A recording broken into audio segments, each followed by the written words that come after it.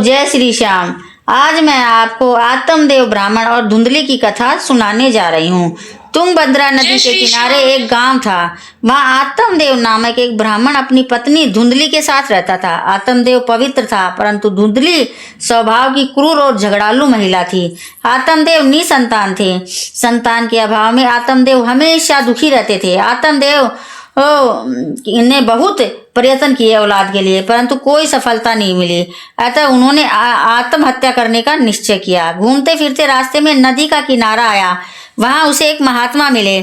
आत्मदेव ने उस महात्मा के पास जाकर कहा और रोने लगे। महात्मा ने उससे उसके दुख का कारण पूछा। आत्मदेव ने कहा कि मेरे पास खाने के लिए तो बहुत कुछ है, परंतु मेरे पास खाने वाला कोई नहीं है।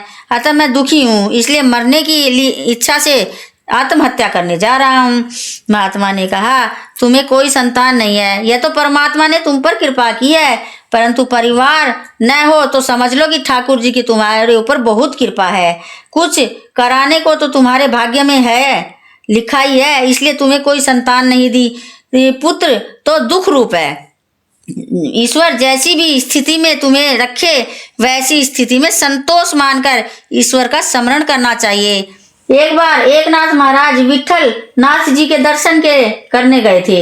एकनाथ जी को तो सुयोग्य पत्नी मिली थी, इसलिए वे श्री भगवान का उपकार मानते थे। वे कहते थे कि मुझे स्त्री का संग नहीं सत्संग मिला है।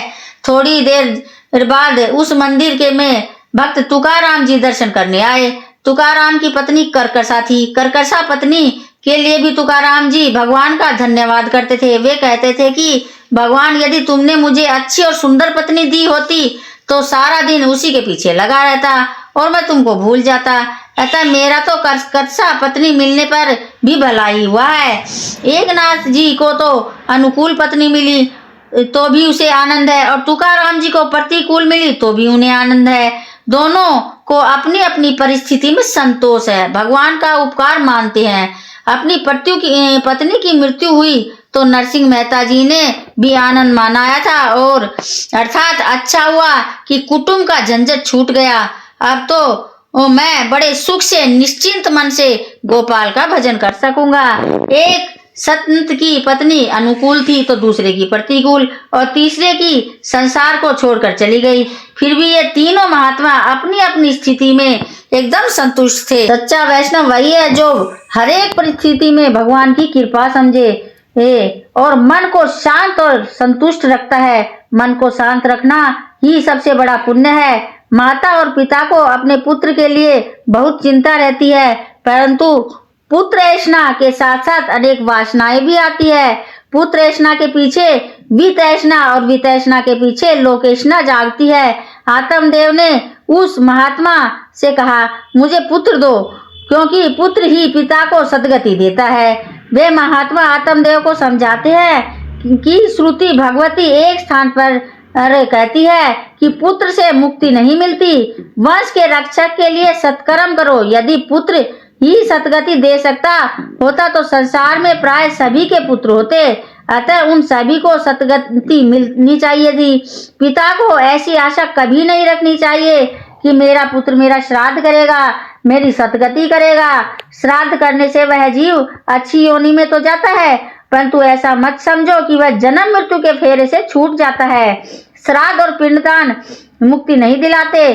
श्राद्ध कर्म धर्म है। श्राद्ध करने से नरक से तो छुटकारा मिलता है, परंतु केवल श्राद्ध करने से मुक्ति नहीं मिलती।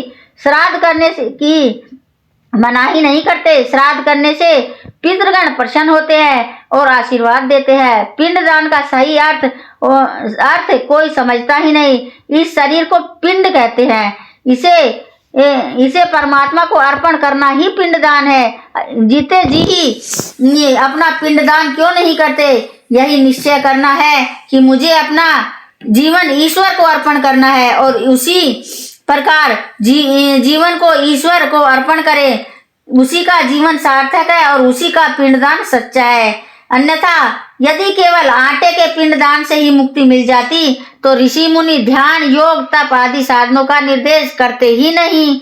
जीवन मृत्यु के त्रास से छुड़ाता है केवल सत्कर्म और वह सत्कर्म भी अपना ही किया हुआ होना चाहिए। स्वयं ही अपनी आत्मा का उद्धार करना है। जीव स्वयं ही अपना उद्धार कर सकता है। स्वयं अपने द्वारा ही अपनी आत्मा का संसार समुद्र से पार करे और अपनी आत्मा को अधोगति की ओर न ले जाए। जीव का उद्धार वह स्वयं न करेगा तो और कौन करेगा? मनुष्य को अपने सिवा और कौन हितकारी हो सकता है?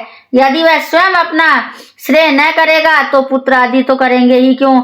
ईश्वर के लिए जो जीता है उसे अवश्य मुक्ति मिलती है। श्रुति भगवती तो कहती है, जब तक ईश्वर का अपरोक्ष अनुभव न हो, ज्ञान न हो, तब तक मुक्ति नहीं मिलती। मृत्यु के पहले जो भगवान का अनुभव करता है उन्हें ही मुक्ति मिलती है। परमात्मा के अपरोक्ष साक्षात्कार के बिना मुक्ति नहीं मिलती।